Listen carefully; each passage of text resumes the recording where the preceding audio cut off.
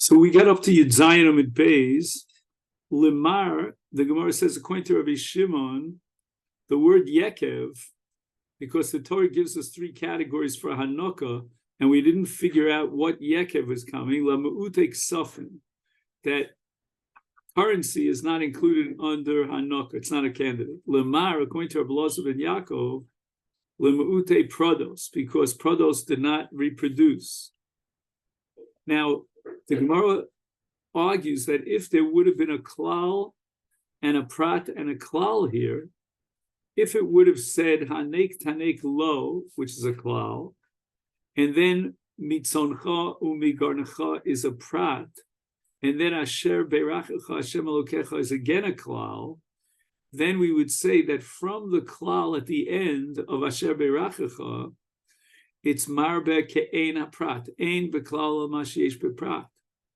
And that would include anything that's included in bracha, even ksafim and prados, because they have some sort of ribui, again in a limited sense. Ksafim, you could invest it and get more money, you have dividends, and prados grow in both strength and height and in their koach.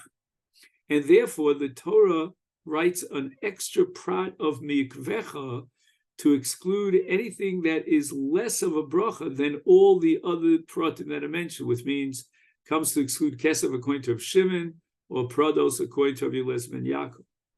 And this leads us to the brisa that offers another perspective on Hanukkah. Tana Rabbanan, we learned in the brisa, the Torah says, Asher beracha Hashem Elokecha Yachol nisbarach bayis biglolo manikim lo. But lo nisbarach habayis biglolo ein manikim lo. If the financial situation of the house has not improved as a result of the Eved, then I might think you don't have to give Hanukkah. Talmud Lomar Hanek Tanik, the double language teaches me Mikol Makol. Under all circumstances, whether or not the household has financially succeeded more or the opposite. So why does the Torah say that the bracha was brought into your house as a result of this Eved, and therefore you give him Hanukkah? And the answer is to teach us Hakol Lefi HaBracha Teino. If the house was blessed, then add something to his Hanukkah. But even if there was no blessing in the house financially, nevertheless, don't reduce it below that minimum level that the Torah requires. That's according to Tanakam. I'm going to interpret the pasuk simple, straightforward. The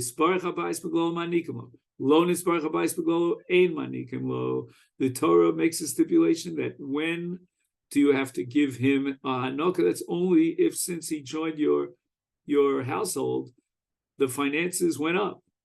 In Kain Ma Tamalomar Hanek Tanek, so what do you do with the extra language? That's the way the Torah talks. Tana Rabbanan, we learned another brayso regarding Eved Ivri. Eved Ivri Oved es haben. After his Adon dies, then within the 6-year period, or within the period up until Yovel, he serves as an Eved for the Ben. But Eina Oved es Abbas. But he does not have to have any servitude towards the daughter of his Adon. Which means that if his Adon died and didn't leave any sons, like Tzlafchad, but only daughters, then the Eved goes free with the death of the Adon. But in the case of an Omavriya whose Adon dies, she has no servitude to anyone, whether it's a Ben or a Bas. And the same din applies to an Eved Nirtza. And the same din applies to a Nimkar Li'ovid Kol Chavim. In all these cases, whether it's an Omavriya whose Adon dies, whether it's an Eved Nivri who is Nirtza and his Adon dies, whether it's a Nimkar, a Jew that was sold to an Ovid Kol Chavim, Eino Ovid Lo Asa Ben V'Lo Asa Bas. And the Gemara now is going to analyze this price take it from the top. Omar Mar, the opening statement and ruling of the brayso was Eved Ivri Oved es haben v'en Oved es Abbas minoli mili. And the Gemara answers the Tana Rabbana we derive from the following drasha. The brayso quotes the pasuk v'avdecha Vavodcha sheishanim. And apparently it could have said Eved Sheishan. What's of the Cha? There's an extra Chaf in the word Avadecha, coming to teach you a mit. Lecha. You only have to serve the Eved, the Adon, to whom you were sold, but v'lo Yoresh. So therefore, to Omer, you might come to the mistaken conclusion that Lecha v'lo Yoresh, and that would exclude even a ben. Oh, perhaps Eino Ol Lecha v'lo leben, and then we would have a possibility to say that not only does Lecha exclude all Yorshim, but maybe, perhaps it excludes Lecha v'lo leben, and it's only excluding the ben, which means L'chora kolshkein, if he doesn't serve the ben, then he shouldn't be serving any of the Yorshim. So when the Gemara says Ata Omer, the Bryce says Ata Omer Lecha v'lo liyoresh, o Eino Lecha v'lo leben, and that means that the ben is a basis for the Kal V'chom for the Yorshim, is Kshu Omer Sheishanim Yavod, when the Torah says Yavod without the Chaf at the end, which means that the implication is that not only is he limited in his servitude towards the Adon, but even anyone who comes mikoach Adon, Harei Leven Amor. It means that he should serve the ben li'achar mosa. Hamani mekayim. So what do I do with the extra chaf at the end of the word vavadecha sheishanim lecha v'lo yoresh? So at this point in the brisa, it would seem that after the Adon dies, the Eved doesn't even serve the ben of the Adon. So therefore, we don't understand. It says that Eved Ivri Oved es haben is Mara is l'rabos haben ulahotzi es ha'ach. You're telling me that when the Adon dies, then the Eved continues his servitude vis-a-vis the ben, but not any other Yorshim. All the other Yorshim were excluded under V'avdecha. But why don't you darshan it the other way around? Why don't you say that maybe the Torah is being marbe, that there will be servitude after the death of the Adon to the Ach, to the exclusion of the Ben, Ma'avinis HaBen Shekein Kom Tachas Aviv Liyada. Number one, the first din in which we see that the Ben, as far as the Eved Ivri is concerned, is an extension of his father. It means as far as Yud, which means to marry an Amevriya. So if, let's say, the Av owned an Amevriya, and then he died, the son can be Makadesh, the Amevriya, be what's called Kiddushin Yud, which is Kesef Miknasa. And he doesn't have to give him money l'shem Kiddushin, but really Kesef Miknasa. And now we have another din in which the Ben is an extension of his father, l'stei achuza.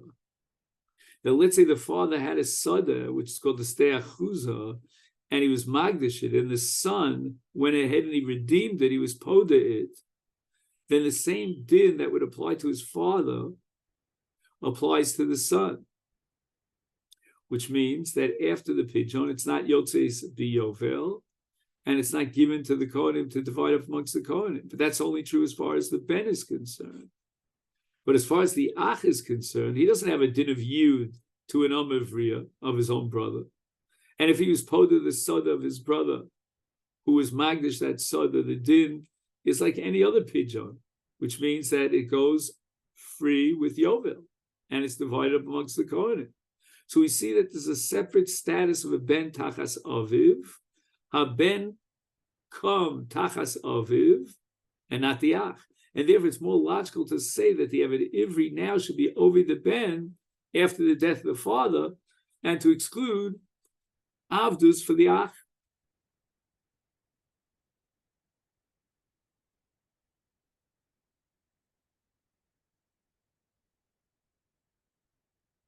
So the Gemara has now an opposite argument.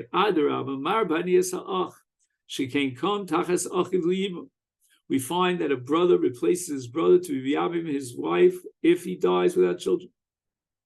And we have no such din by a ben, of course. Klum yesh yibum el b'makom she'ein ben. So the Gemara says, I can completely reject your argument because the reason why there is a mitzvah of yibum is only because there's no ben. Yesh ben ein yibum. So we see that a ben is an extension of his father. And that's why if there is a ben, there is no yibum. Excuse me for one split second.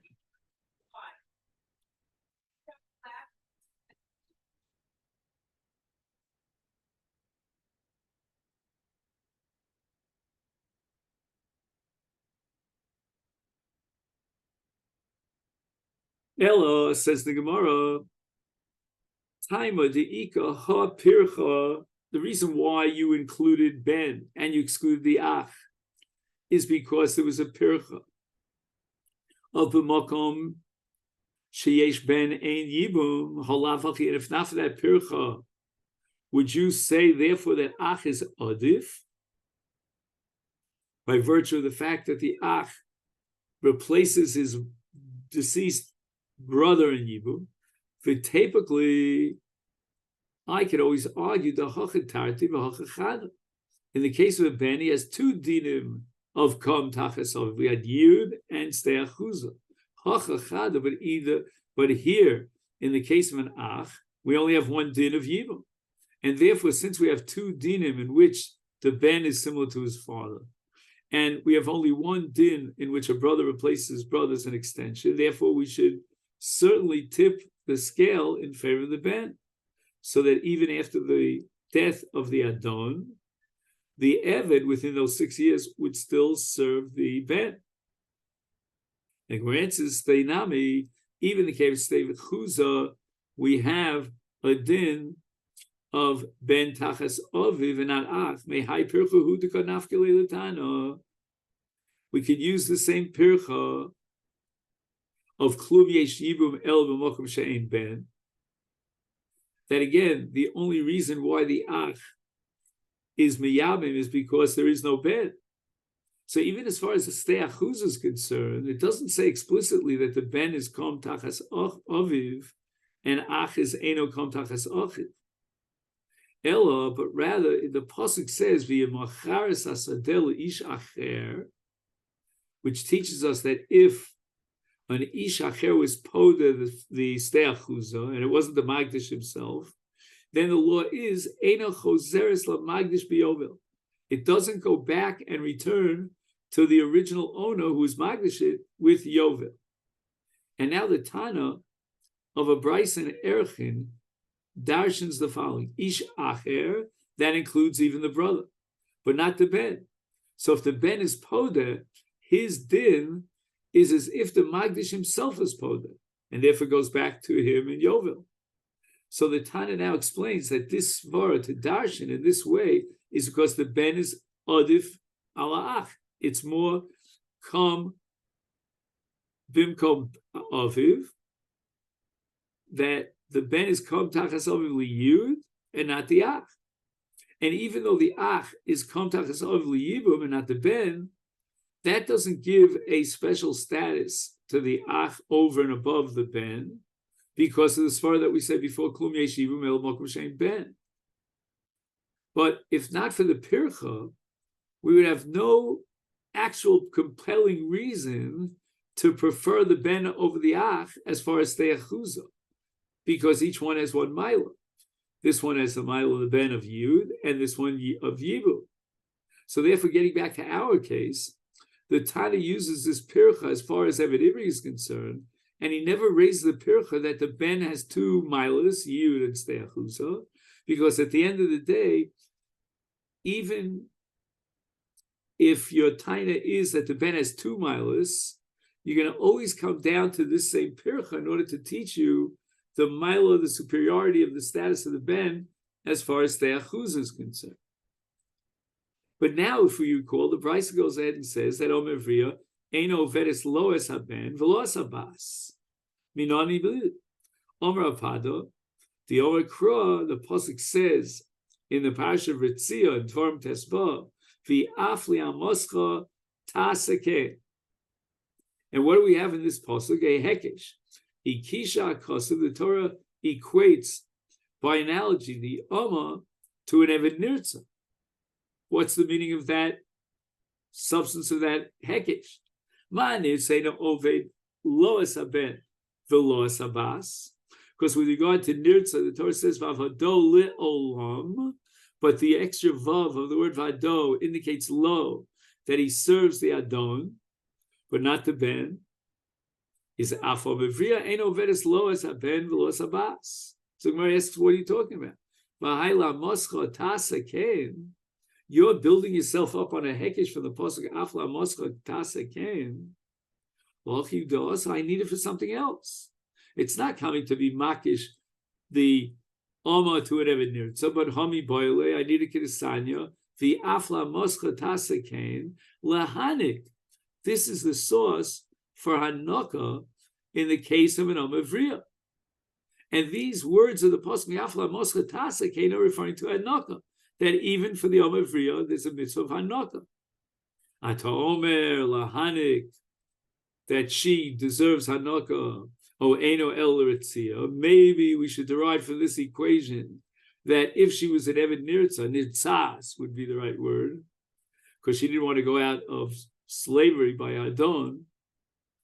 And therefore, if this pasuk is referring to Ritzia, because it's written by the Eved at the beginning of the pasuk, is therefore Kshu Omer, when the pasuk then speaks about Ritzia of the Yomar, Amor Yomara Eved, right, etc., is then we would say ha'eved nirtza v'lo amevriya, that there's no nirtza, meaning nirtzas by an amevriya, harei ritzia amor. So we already have a pasuk to teach me that the mitzvah of ritzia doesn't apply to an amevriya. Hamani mekayim v'afa moscha tasakain. If it's not telling me the din of Ritzia, because we've already derived the din of Ritzia from Ivya Amor Yomar HaEved, then what are we going to do with this equation to Eved Ivri? And it's going to be Lahanik. That just like in the case of an Eved Ivri, when he terminates his servitude, the Baal, the Adon, has to give him Hanukkah, so too in the case of Amivriya. So the Gemara answers the following. In Cain, if the pasuk is only coming to be makish omavriya to nirtza, and it's coming to teach us that she's not going to serve the ben in event that the Adon dies, is nichtov. The Torah could have said la moscha Cain, and instead it said la moscha tasa Cain. My tasa shmamim tarti. We could derive two halachas. Number one, to be makish and Oma to a nirtza and teach us that she doesn't serve after the death of Adon to the son, and also to teach us that there's a chiyuv Hanukkah. And finally, in the Sefer, it says Hanirtza v'anim ka'le'ovik meino oved loas habas v'loas haben. Is the Gemara is going to say, where do we know this from? Nirtza. Number one, how do we know that an Eved Nirtza after the death of his Adon does not serve the ben? It says in the pasuk v'ratzah Adonoves says no v'ratzeh v'avado. And what's the extra vav of v'avado? Could have said v'eved lo'olam. And the answer is v'avado, that he serves his Adon because he was a nirtza and he refused to go free, but only the Adon. V'los haben, v'los habam. What about this last halach in the Brisa of Nimkar Li'Ovid Kochovim Minayin? How do we know that he's not Ovid, not the Ben nor the Bas? Amar Chizkiya Makra. The pasuk says with regard to Eved Ivri, who's kanui to an Ovid Kochovim, and they want to be po to him from his Adon. It says V'chishevim konehu, and this is what we call Giron Kesef. V'loim Yorshav, V'loim Yorshe konehu. That means if the Adon dies, then there's an immediate absolute cherus, and he doesn't serve neither the ben nor the bas. Amar Rava, Dvar Torah Ovi Kol Chav Yoresh es Aviv, an Akum has Yerusha from his father. Shenemar, the Pasuk says, V'chishev im koneu, that as far as a Jew that was sold to an Ovikochavim, the Torah says, V'chishev im koneu, and koneu is going to be a mute. V'lo im yorshe koneu. Okay, what are you telling me? There's a mute to exclude yorshe koneu in the case of a guy? Does a guy have a Yerusha? And the answer is Mechlal to Isla Yarshim. We see clearly that a guy has Yarshim. Rava continues, Ger. What happens in the case of a ger that dies?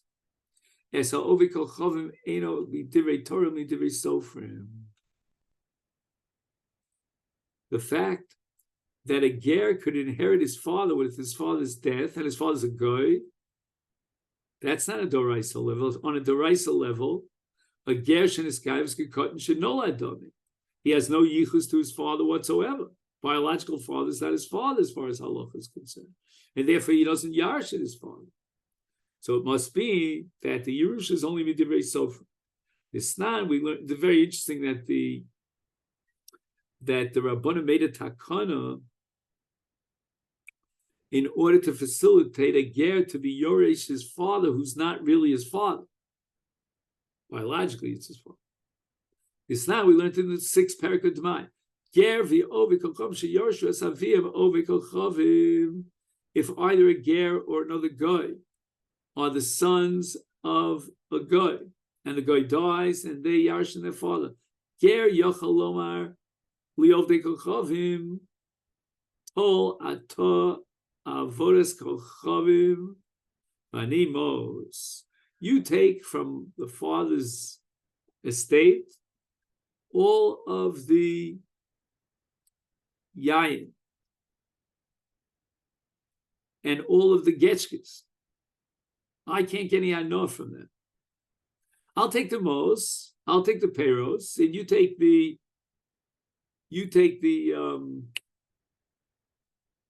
mos, I'm sorry, and you'll take the getchkes and the yayin. However, mishabo l'rshus hager,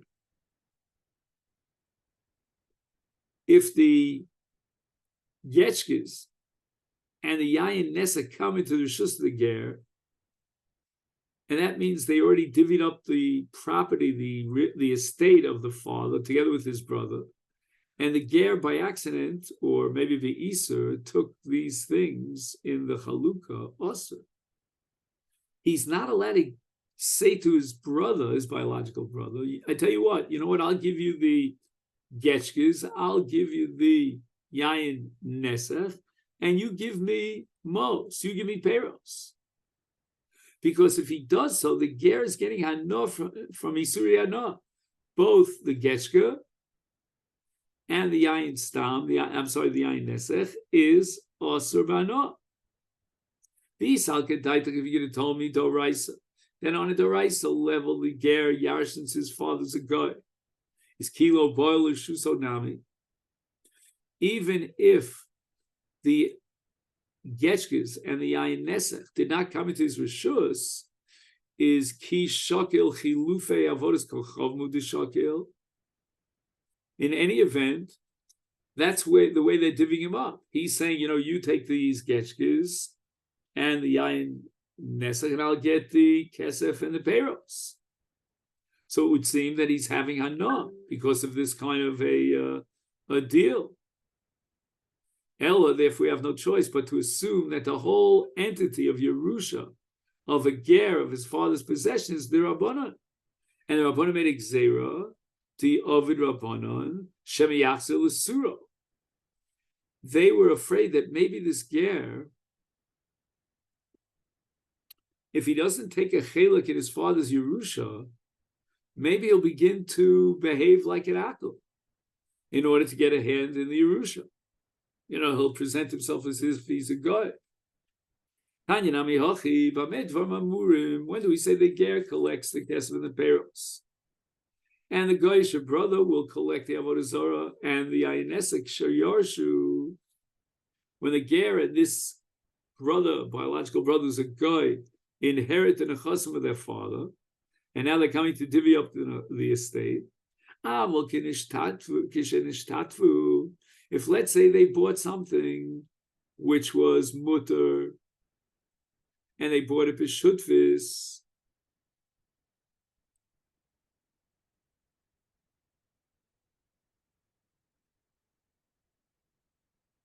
so they bought anything that was mutter, but they became shutfim even in avodah zarah, and now they want to divide up the rechush, which means a chaluka shutfim.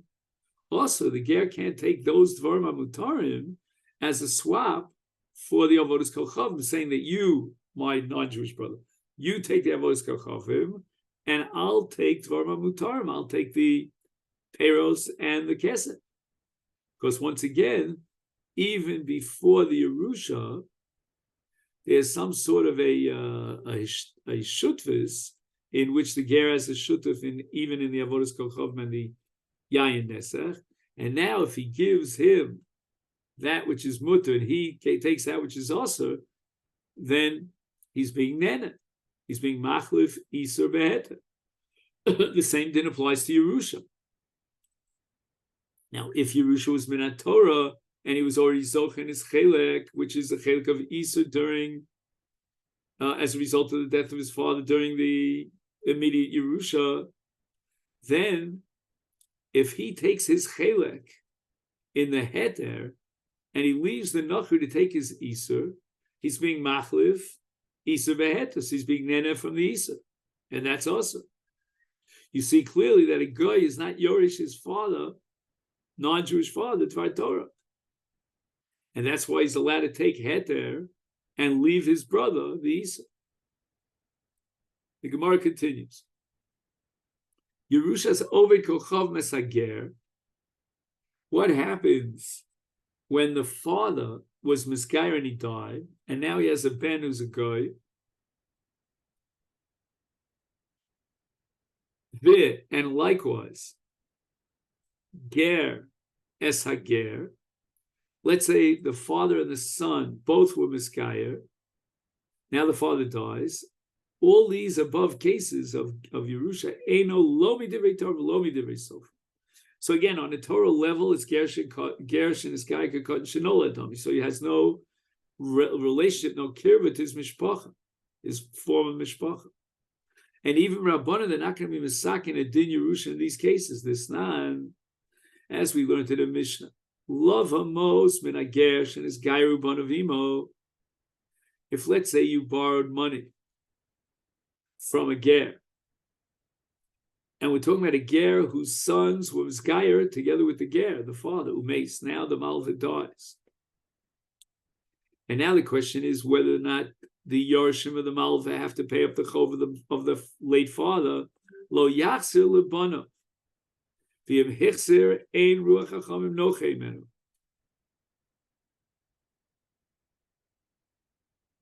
We're going to see here that the banim are not yoresh their father in these cases of ger, even midrabanan, and therefore it's lo ein ruach hachamim nochei menu. So Gemara immediately asks us, Tanya, we have a price that says ruach hachamim nochei menu lo kasha kan shal rasav leidasa shalo b'kedusha. There are two types of gerim.